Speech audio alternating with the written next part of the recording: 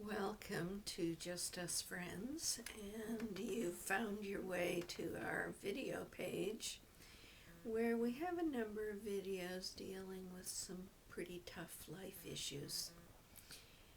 The one that we're looking at now together is about rage.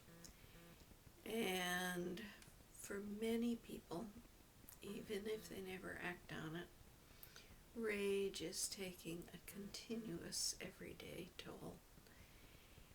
If we're acting on it, it can be taking a drastic toll in terms of causing harm and suffering to others.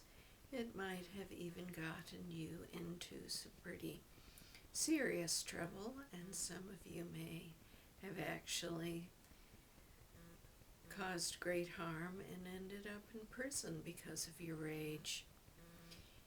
If your rage is turned against yourself, you may have found that it takes an equally disastrous toll. Only you are the one that is experiencing the primary consequences. It may take its toll in health. It may take its toll in sleepless nights. It may take its toll on your ability to have successful relationships. Now, be a good detective and begin to look at the source of your rage. For some, rage may very well be a result of brains and brain dysfunction.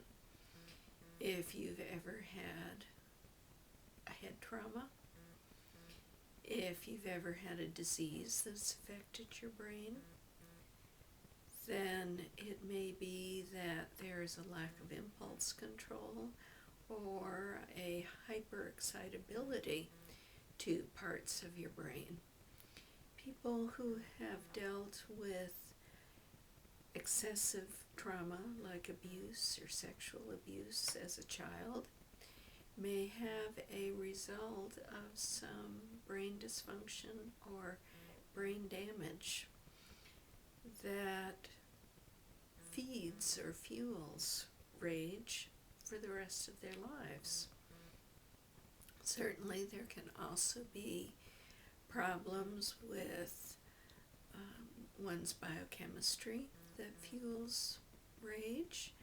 We could have a mental illness or a personality disorder, and part of our symptom expression is a lack of control over our anger, and it may well manifest as rage.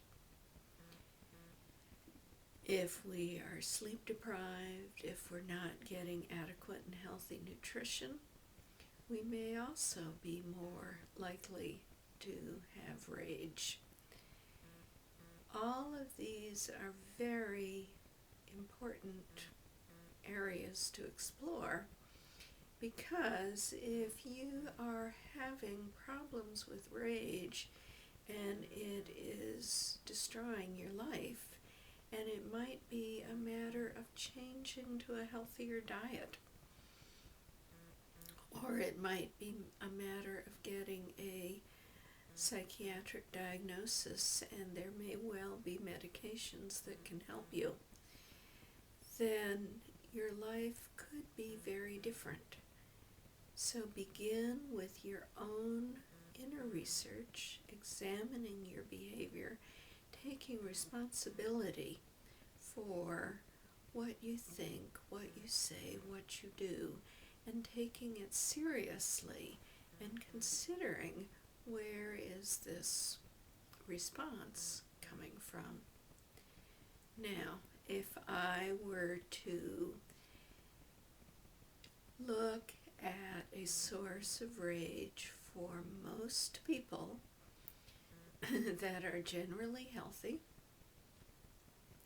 and if I were to encourage you to look at the emotional source of many people's rage, of your rage, I would also look at early childhood.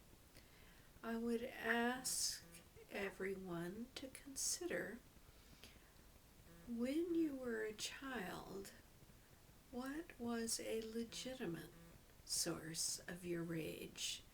And in what ways might you have been left feeling powerless or hopeless to get your needs met? And as a result, you felt rage. Now, we're not blaming your parents, we're not blaming anybody. Every child lives with the dilemma in various degrees of having some needs that are unmet and feeling in some way that they're not heard or they're not understood or that they're helpless to getting what they need. But these early dramas, these early issues that can be so impossible to satisfy as a small child, often stay with us in deeply embedded and almost programmed pathways in our brain. And so a stimulus or a cue takes us immediately back to the unmet needs and the early feelings of frustration. Most people that have rage, even if there are other medical or brain issues, also have a unresolved early situation that left them feeling powerless and rageful. If you find what that issue is and understand that that child is still alive in you and still feeling helpless and disempowered, the only one today that can help that child is you. Most of us spend our lives waiting for that early issue to be resolved by somebody else in our present. But those people, our parents, can't fix it today. Anybody else who abused us or hurt us or left us feeling powerless or not getting the love we want, those people can't fix the issue today. And so rage continues as a theme throughout one's life, looking for an early pain, an early trauma to be fixed today. And it just won't happen. We have to take responsibility for making sure that we get what we need and look at the source of the rage. Consider, how can I heal that wound and take better care of myself today in order to get that need met? It will never get met in the way that it was needed when you were 2, 3, or 4. But you can find substitutes, and you can speak gently and kindly and lovingly to that often abandoned and forgotten little inner child when the pain arises and the rage is raging. So, to heal rage in the present often means, along with detective work about other problems that might be aggravating or exacerbating the rage, go back and find the early source and begin your work on getting you what you need today to heal. And I hope that helps so that you can find more peace and that those around you can be allowed to love you as you are.